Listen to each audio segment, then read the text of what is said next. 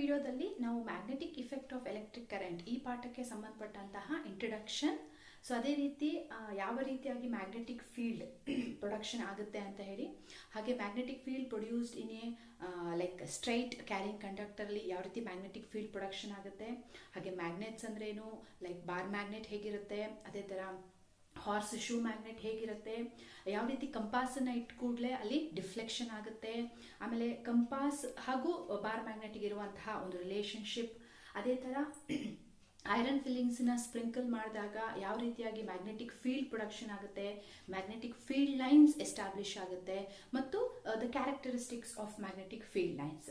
ಹಾಗೆ ಒಂದು magnetic field production ಆಗುತ್ತೆ ಅಂದಾಗ ಅದನ್ನು ಕಂಡುಹಿಡಿಯಲಿಕ್ಕೆ ಬಳಸ್ತಕ್ಕಂತಹ ಒಂದು rules, that is right hand rule. So ಇದಿಷ್ಟನ್ನು ನಾವು ಫಸ್ಟ್ ವಿಡಿಯೋದಲ್ಲಿ ಬ್ರೀಫ್ ಆಗಿ ಸಮರೈಸ್ ಮಾಡಿದ್ವಿ. ಸೊ ನಿಮಗೆಲ್ಲ ಅದು ಅರ್ಥ ಆಗಿದೆ ಅಂತ ಅನ್ಕೊಂತೀನಿ. ಸೊ ಇವತ್ತಿನ ವಿಡಿಯೋದಲ್ಲಿ ಅದರ ಮುಂದುವರಿದ ಭಾಗವಾಗಿ magnetic field produced in a like straight carrying conductor last ವಿಡಿಯೋದಲ್ಲಿ ನೋಡಿದ್ವಿ. ಸೊ ಇವತ್ತು magnetic field produced in a circular ಲೂಪಲ್ ಆಗಿರ್ಬೋದು, ಅಥವಾ how the magnetic field produced in a solenoid, ಹಾಗೆ force acting on a current carrying conductor, ಹಾಗೂ ಇನ್ನೊಂದು important ಆದಂತಹ ರೂಲ್ಸ್, ಅದನ್ನು ಫ್ಲೆಮಿಂಗ್ ಲೆಫ್ಟ್ ಹ್ಯಾಂಡ್ ರೂಲ್ ಅಂತ ಹೇಳಿ ಕರಿತೀವಿ. ಸೊ ಯಾವ ರೀತಿಯಾಗಿ ಈ ರೂಲ್ಸ್ನ ನಾವು ಫೋರ್ಸ್ನ ಫೈಂಡ್ ಔಟ್ ಮಾಡೋದಕ್ಕೆ ಯೂಸ್ ಮಾಡ್ತೀವಿ ಅನ್ನುವಂತಹ ಕೆಲವೊಂದಿಷ್ಟು ಇನ್ಫಾರ್ಮೇಷನ್ನ ತಿಳ್ಕೊಳ್ಳೋಣ. ಸೊ ಅದರಲ್ಲಿ ಮೊದಲನೇದಾಗಿ magnetic field produced in a circular loop. Okay, circular loop. So ನಾವು ಲಾಸ್ಟ್ ಕ್ಲಾಸಲ್ಲಿ ಸ್ಟ್ರೈಟ್ ಕ್ಯಾರಿಂಗ್ ಕಂಡಕ್ಟರ್ ತಗೊಂಡಿದ್ವಿ. ಸೊ ಸ್ಟ್ರೈಟ್ ಕ್ಯಾರಿಂಗ್ ಕಂಡಕ್ಟರ್ನ ಎಕ್ಸ್ಪ್ಲೈನ್ ಮಾಡಬೇಕಾದ್ರೆ ನಾವು ರೈಟ್ ಹ್ಯಾಂಡ್ ಥಂಬ್ ರೂಲನ್ನ ಅಪ್ಲೈ ಮಾಡಿದ್ವಿ. ಸಪೋಸ್ ನನ್ನ ಹ್ಯಾಂಡಲ್ಲಿ ಒಂದು ಸ್ಟ್ರೈಟ್ ಆಗಿರುವಂತಹ ಒಂದು ವಯರ್ ಇದೆ, ಅದನ್ನ ಕಂಡಕ್ಟರ್ ಅಂತ ಹೇಳಿ ನಾವು ಇಮ್ಯಾಜಿನ್ ಮಾಡಿಕೊಂಡ್ರೆ, ಸೊ ಇಲ್ಲಿ ಆ ರೈಟ್ ಹ್ಯಾಂಡಲ್ಲಿ ಥಂಬ್ ಯಾವ ಡೈರೆಕ್ಷನ್ನ ಹೇಳ್ತಾ ಇದೆಯೋ ಅದನ್ನ ನಾವು ಕರೆಂಟ್ ಆ ಡೈರೆಕ್ಷನಲ್ಲಿ ಫ್ಲೋ ಆಗ್ತಾ ಇದೆ ಅಂತ ಅನ್ಕೊಂಡ್ರೆ, ಆ ಫಿಂಗರ್ಸ್ ಯಾವ ಡೈರೆಕ್ಷನ್ ಇರುತ್ತೋ ಆ ಡೈರೆಕ್ಷನ್ ಅಲ್ಲಿ ಮ್ಯಾಗ್ನೆಟಿಕ್ ಫೀಲ್ಡ್ ಪ್ರೊಡಕ್ಷನ್ ಆಗ್ತಾ ಇದೆ ಅನ್ನೋದನ್ನ ನಾವು by using the right hand rule, right hand thumb rule, ಆ ಒಂದು ಎಕ್ಸ್ಪ್ಲನೇಷನ್ ಪ್ರಕಾರ, ಆ ಒಂದು ರೂಲ್ಸ್ ನ ಪ್ರಕಾರ ನಾವು ಆಲ್ರೆಡಿ ಹಿಂದಿನ ತರಗತಿಯಲ್ಲಿ ನೋಡಿದ್ವಿ.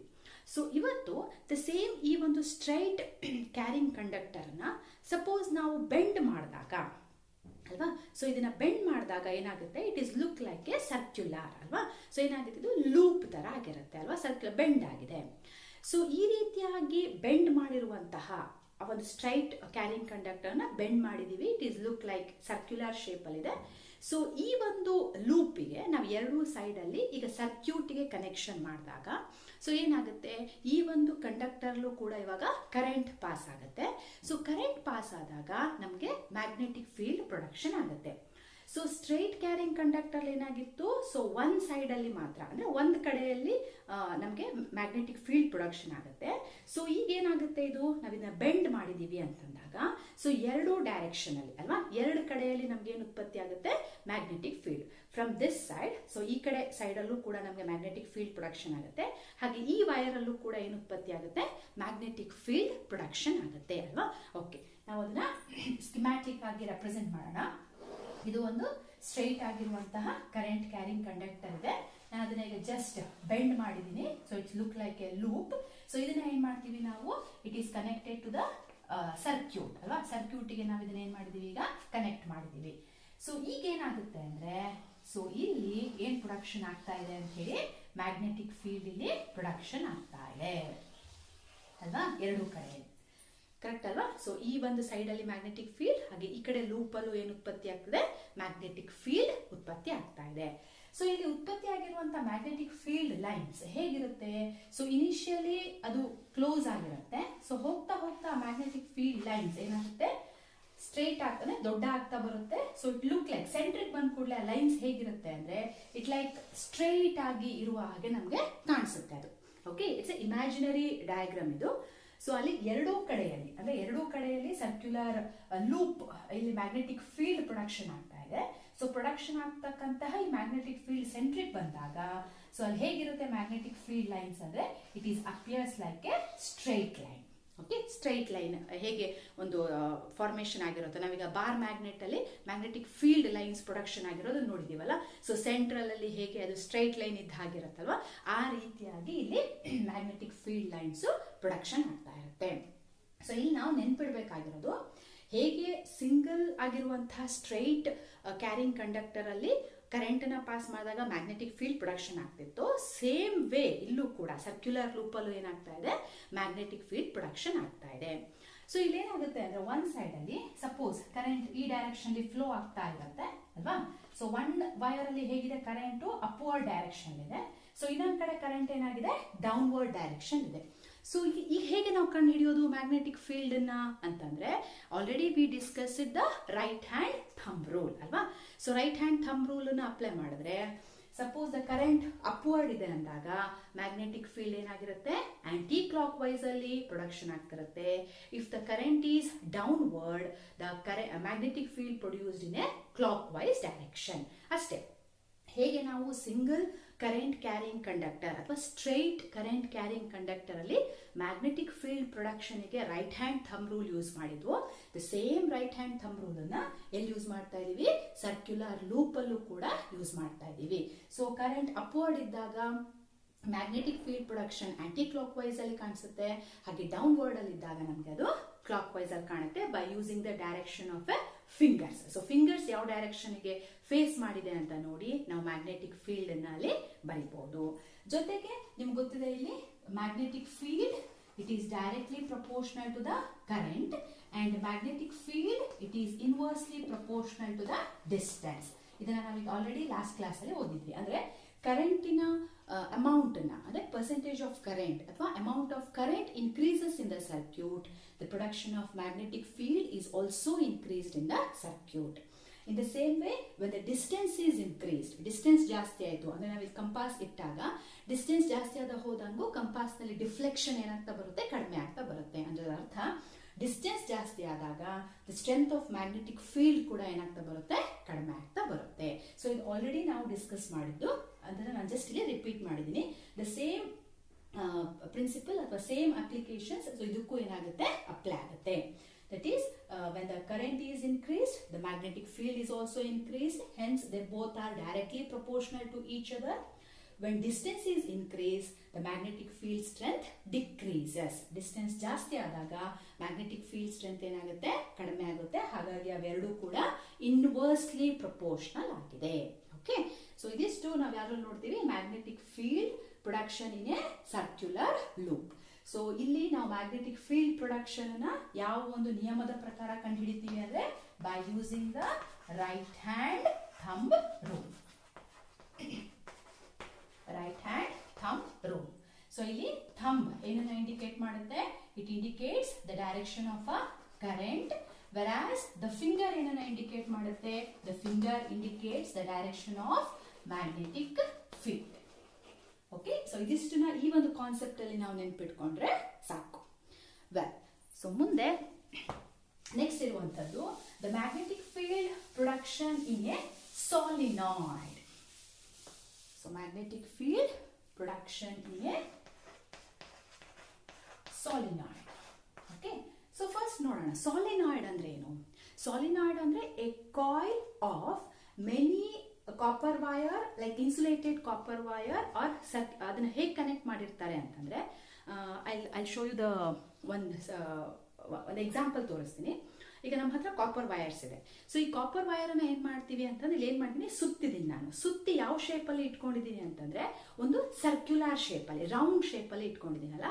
ಸೊ ಇದನ್ನ ನಾವೇನಂತ ಕರಿತೀವಿ, ಸಾಲಿನಾಯ್ಡ್. ಅಂದ್ರೆ a coil of many turns of insulated copper wires are wrapped closely in the shape of a circular. So that is called as a solenoid.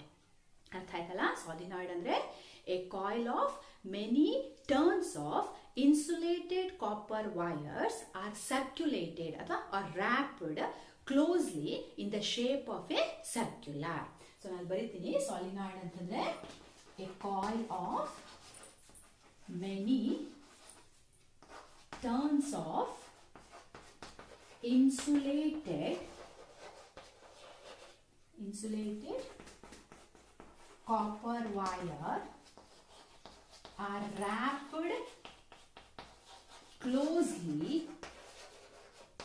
in the shape of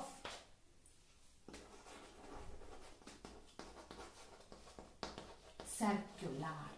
So that is called as a solenoid.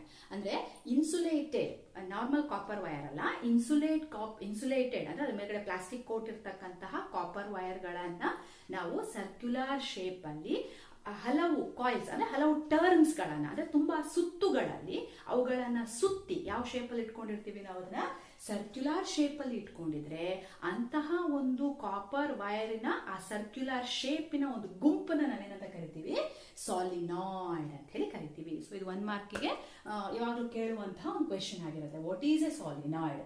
Solenoid means a coil of many turns of insulated copper wire are wrapped closely in the shape of a circular. Okay, so ಇಲ್ಲಿ ಅದನ್ನ ಈ ರೀತಿಯಾಗಿ drawing ಮಾಡ್ತೀವಿ ನಾವು. So ಇಲ್ಲಿ ಏನಾಗಿದೆ ಅಂದ್ರೆ copper wire ಅನ್ನ ಏನ್ ಮಾಡಿದೀವಿ ನಾವು ಸುತ್ತಿ ಈ ತರ ಇಟ್ಕೊಂಡಿದೀವಿ.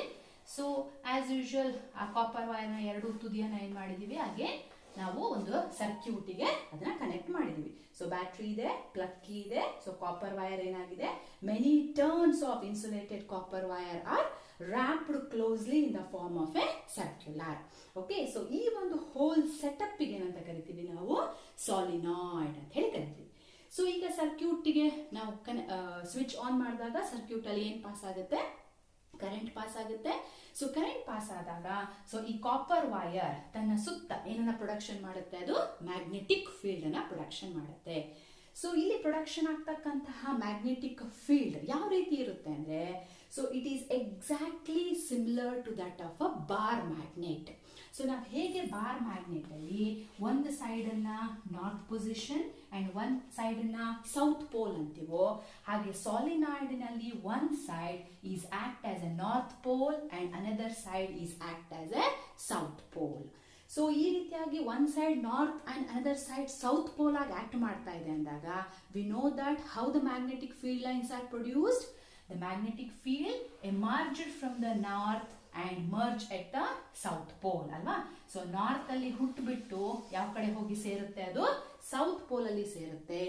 And inside the solenoid it is start from south to north. ಅಂದ್ರೆ ಇನ್ಸೈಡ್ ದ ಮ್ಯಾಗ್ನೆಟ್ ಅಲ್ಲೂ ಕೂಡ ಅದು ಹೇಗಿರುತ್ತೆ, starting from south to north ಅಲ್ವಾ. ಸೊ ಅದೇ ರೀತಿ ಸಾಲಿನಾಯ್ಡ್ ಅಲ್ಲೂ ಕೂಡ ನಾರ್ತ್ ಅಲ್ಲಿ ಸ್ಟಾರ್ಟ್ ಆಗಿ ಸೌತ್ಗೆ ಎಂಡ್ ಆಗುತ್ತೆ. Then inside the solenoid it is starting from south to north. ಅಂದ್ರೆ it exactly ಹೇಗೆ ಬಾರ್ ಮ್ಯಾಗ್ನೆಟ್ ಅಲ್ಲಿ ಮ್ಯಾಗ್ನೆಟಿಕ್ ಫೀಲ್ಡ್ ಲೈನ್ಸ್ ಪ್ರೊಡಕ್ಷನ್ ಆಗುತ್ತೋ, ಸೊ ಅದೇ ರೀತಿಯಲ್ಲಿ ನಮ್ಮ ಸಾಲಿನಾಯ್ಡ್ ಅಲ್ಲೂ ಕೂಡ ಏನಾಗ್ತಾ ಇದೆ, ಮ್ಯಾಗ್ನೆಟಿಕ್ ಫೀಲ್ಡ್ ಲೈನ್ಸ್ ಗಳು ಪ್ರೊಡಕ್ಷನ್ ಆಗ್ತಾ ಇದೆ. ಅಂಡ್ ದ ಪ್ರೊಡಕ್ಷನ್ ಏನು ಪ್ರೊಡ್ಯೂಸ್ ಆಗಿರುವಂತಹ magnetic field lines are uniform in all the sides of the solenoid. ಸಾಲಿನಾಯ್ಡಿನ ಸುತ್ತ ಪ್ರೊಡಕ್ಷನ್ ಆಗಿರುವಂತಹ ಮ್ಯಾಗ್ನೆಟಿಕ್ ಫೀಲ್ಡ್ ಲೈನ್ಸ್ ನ ನೇಚರ್ ಹೇಗಿದೆ ಅಂದ್ರೆ ಇಟ್ ಈಸ್ ಯೂನಿಫಾರ್ಮ್. ಸೊ ಇದು ಲಾಸ್ಟ್ ಟೈಮ್ ಎಕ್ಸಾಮ್ ಅಲ್ಲಿ ಕೇಳಿರುವಂತಹ ಒಂದು ಆಬ್ಜೆಕ್ಟಿವ್ ಟೈಪ್ಸ್ ಕ್ವೆಶನ್ ಅಲ್ಲಿ ಬರುವಂತದ್ದು. ಅಂದ್ರೆ ಇಲ್ಲಿ ಪ್ರೊಡಕ್ಷನ್ ಆಗಿರುವಂತಹ ಸಾಲಿನಾಯ್ಡ್ ಅಲ್ಲಿ ಪ್ರೊಡಕ್ಷನ್ ಆಗಿರುವಂತಹ ಮ್ಯಾಗ್ನೆಟಿಕ್ ಫೀಲ್ಡ್ ಲೈನ್ಸ್ ನ ಕ್ಯಾರೆಕ್ಟರಿಸ್ಟಿಕ್ಸ್ ಹೇಗಿದೆ ಅಂದ್ರೆ it is uniform in all over the solenoid. ಅಂದ್ರೆ ಸಾಲಿನಾಯ್ಡಿನ ಸುತ್ತ ಏನ್ ಹುಟ್ಕೊಂಡಿರುವಂತಹ ಮ್ಯಾಗ್ನೆಟಿಕ್ ಫೀಲ್ಡ್ ಲೈನ್ಸ್ ಗಳು ಅವುಗಳ ನೇಚರ್ ಹೇಗಿದೆ ಅಂದ್ರೆ ಇಟ್ ಈಸ್ ಯೂನಿಫಾರ್ಮ್ ಆಗಿರುತ್ತೆ. ಸೊ ಈಗ ನಾವು ಈ ಕಾಪರ್ ವೈರಿನ ಒಳಗಡೆ ಒಂದು ಸಾಫ್ಟ್ ಐರನ್ ಕೋರ್ ಅನ್ನ ಇನ್ಸರ್ಟ್ ಮಾಡಿದ್ರೆ ಆ ಪರ್ಟಿಕ್ಯುಲರ್ ಐರನ್ ಕೋರ್ ಏನಾಗ್ಬಿಡುತ್ತೆ, ಈಗ ಮ್ಯಾಗ್ನೆಟೈಸ್ ಆಗುತ್ತೆ ಅಲ್ವಾ.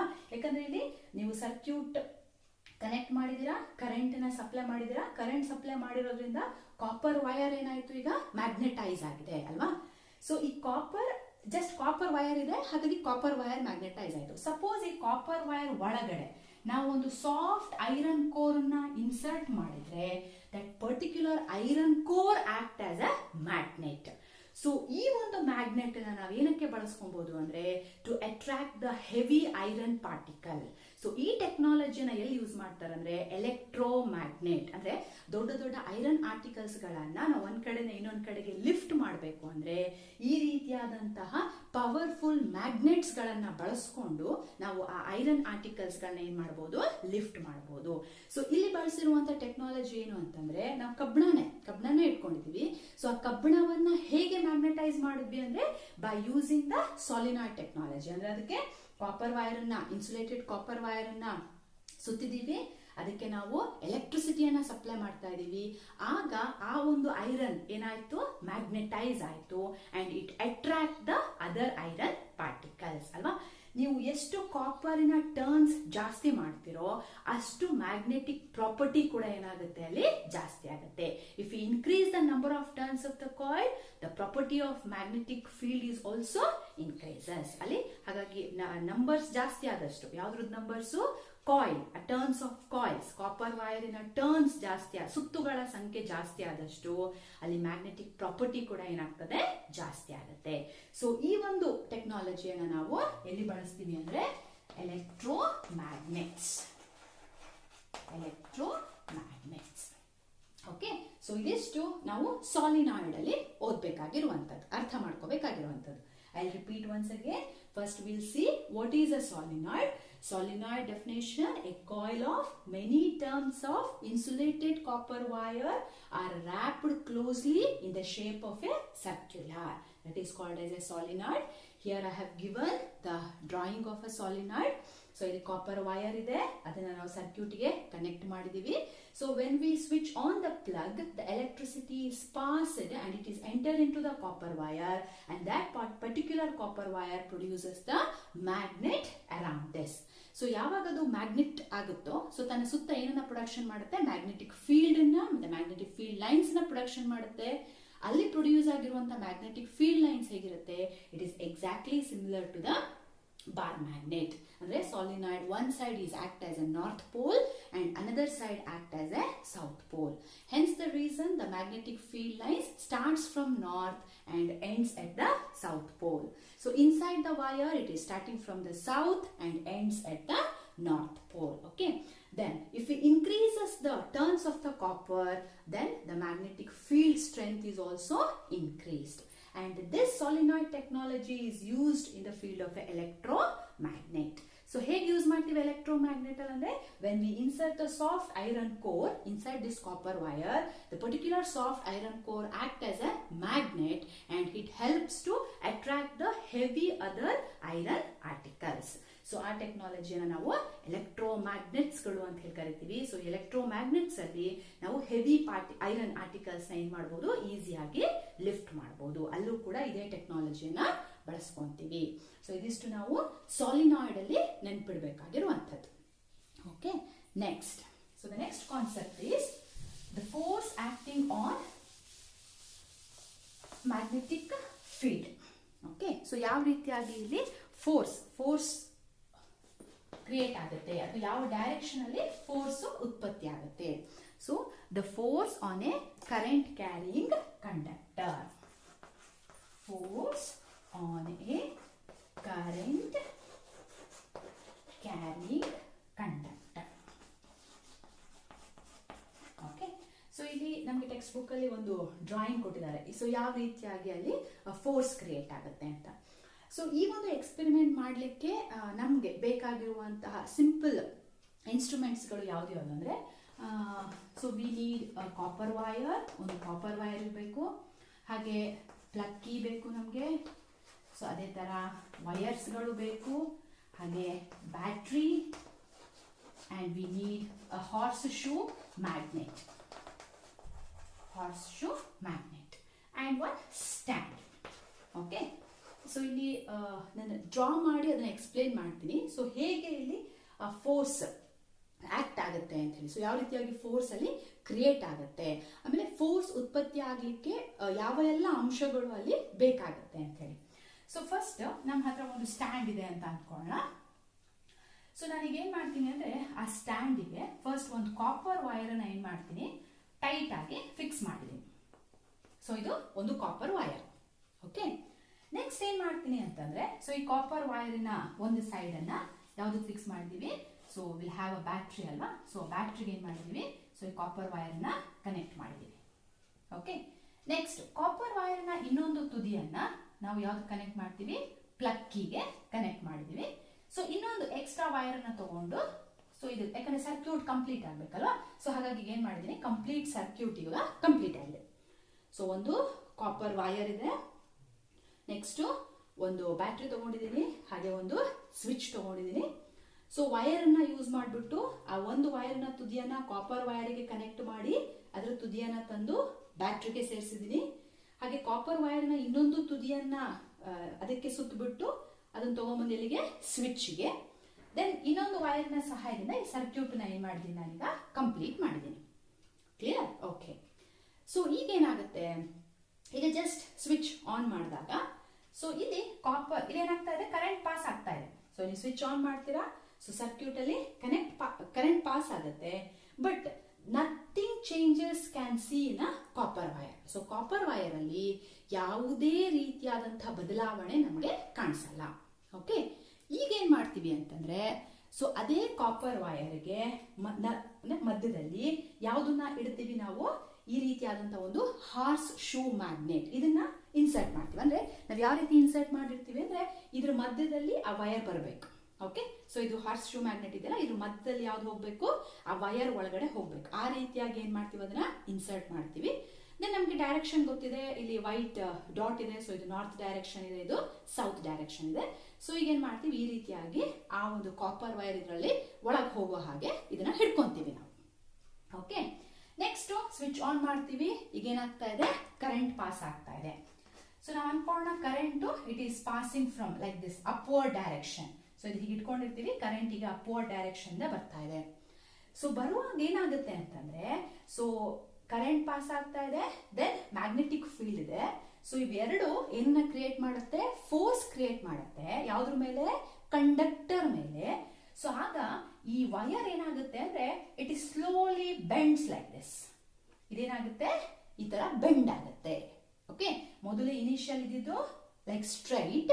So when you using the magnet ಅಂತ, ಈ ಮ್ಯಾಗ್ನೆಟ್ ಅನ್ನ ಯೂಸ್ ಮಾಡ್ತಾ ಇದ್ದೀರಾ, ಹಾಗೂ ಏನ್ ಮಾಡ್ತಾ ಇದ್ದೀರಾ, ಕರೆಂಟ್ ಅನ್ನ ಪಾಸ್ ಮಾಡ್ತಾ ಇದ್ದೀರಾ, ಯಾವುದಕ್ಕೆ, ಕಂಡಕ್ಟರ್ಗೆ. ಸೊ ಆಗ ಈ ಕಂಡಕ್ಟರ್ ಏನಾಗುತ್ತೆ, deflect. Okay, next so switch off ಮಾಡಿದ್ದೀರಾ. ನೆಕ್ಸ್ಟ್ ಈಗ ಪಾಸ್ ಆಗ್ತಿರುವಂತಹ ಕರೆಂಟಿನ ಡೈರೆಕ್ಷನ್ ಅನ್ನ ಚೇಂಜ್ ಮಾಡ್ತೀರಾ. So current direction if it start from lower side ಇಂದ, ಈಗ ಫಸ್ಟ್ ಏನಾಗಿತ್ತು, ಕರೆಂಟ್ ಅಪ್ವರ್ಡ್ ಬಂದಿತ್ತು. ಇಫ್ ದ ಕರೆಂಟ್ ಹೇಗೆ ಮೂವ್ ಆಗ್ತಾ ಇದೆ, from lower side to upper side, lower ಇಂದ ಅಪ್ಪರ್ ಸೈಡ್ ಹೋಗ್ತಾ ಇದೆ. ಸೊ ಈಗ ಕೂಡ ಏನಾಗುತ್ತೆ ಅಂದ್ರೆ that particular copper wire deflects in another direction. So ಅರ್ಥ ಆಗ್ತಿದೆ ಅನ್ಕೊಂತೀನಿ. ಸೊ ಬಿಗಿನಿಂಗ್ ಕಾಪರ್ ಯಾವುದೇ ರೀತಿಯಾದ ಮ್ಯಾಗ್ನೆಟ್ ಬಳಸಿರೋದಿಲ್ಲ.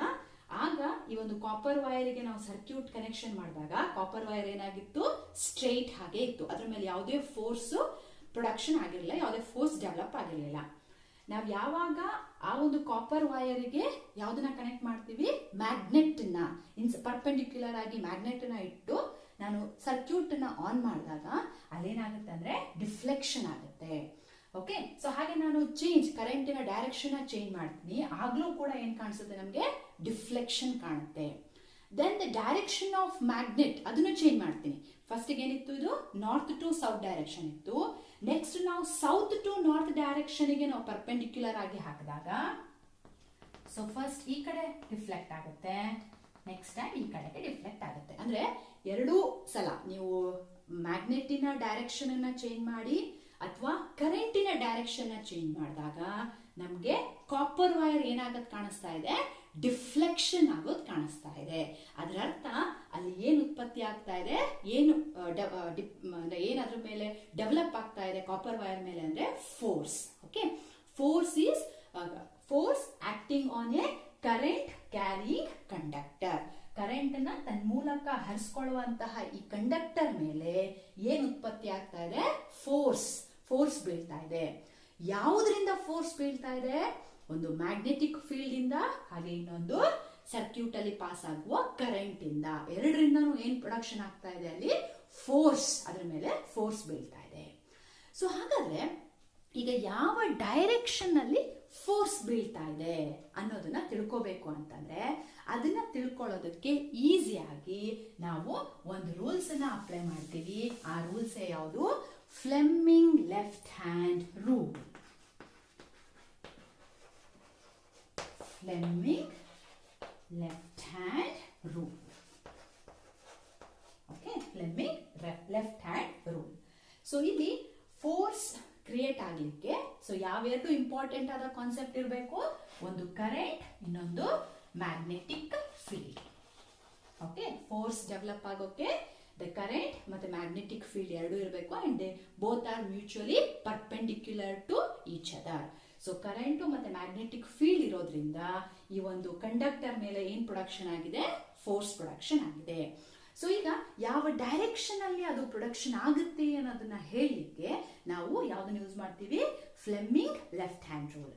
ಸೊ ಈ ಫ್ಲೆಮಿಂಗ್ ಲೆಫ್ಟ್ ಹ್ಯಾಂಡ್ ರೂಲ್ ಅಲ್ಲಿ ನಾವು ಎಡಗೈಯ 3 ಬೆರಳುಗಳನ್ನ ಯಾವ ರೀತಿ ಸ್ಟ್ರೆಚ್ ಮಾಡ್ತೀವಿ, ಪರ್ಪೆಂಡಿಕ್ಯುಲರ್ ಆಗಿ ಸ್ಟ್ರೆಚ್ ಮಾಡ್ತೀವಿ. ಸೊ ಪರ್ಪೆಂಡಿಕ್ಯುಲರ್ ಆಗಿ ಸ್ಟ್ರೆಚ್ ಮಾಡಿ ಇಟ್ಕೊಂಡು ಅದರಲ್ಲಿ ಪ್ರತಿ ಒಂದೊಂದು ಬೆರಳಿಗೆ ಒಂದೊಂದು ಡೈರೆಕ್ಷನ್ ಅದೇ ಪರ್ಪೆಂಡಿಕ್ಯುಲರ್ ಆಗಿರುತ್ತೆ. ಸೊ ಈ ರೀತಿ ಪರ್ಪೆಂಡಿಕ್ಯುಲರ್ ಆದಾಗ ಫೋರ್ಸ್ ಯಾವ ಡೈರೆಕ್ಷನ್ ಅಲ್ಲಿ ಅಪ್ಲೈ ಆಗುತ್ತೆ ಅನ್ನೋದನ್ನ ಈಸಿಯಾಗಿ ತಿಳ್ಕೊಳ್ಳೋದಕ್ಕೆ ಸೊ ನಾವು ಫ್ಲೆಮಿಂಗ್ ಲೆಫ್ಟ್ ಹ್ಯಾಂಡ್ ರೂಲ್ ಅನ್ನ ಹೇಳ್ತೀವಿ. ಸೊ ಇಲ್ಲಿ ಫ್ಲೆಮಿಂಗ್ ಲೆಫ್ಟ್ ಹ್ಯಾಂಡ್ ರೂಲ್ ಅಲ್ಲಿ thumb, forefinger and middle finger. Okay, so all the 3 fingers are perpendicular to each other. The thumb indicates the force acting on the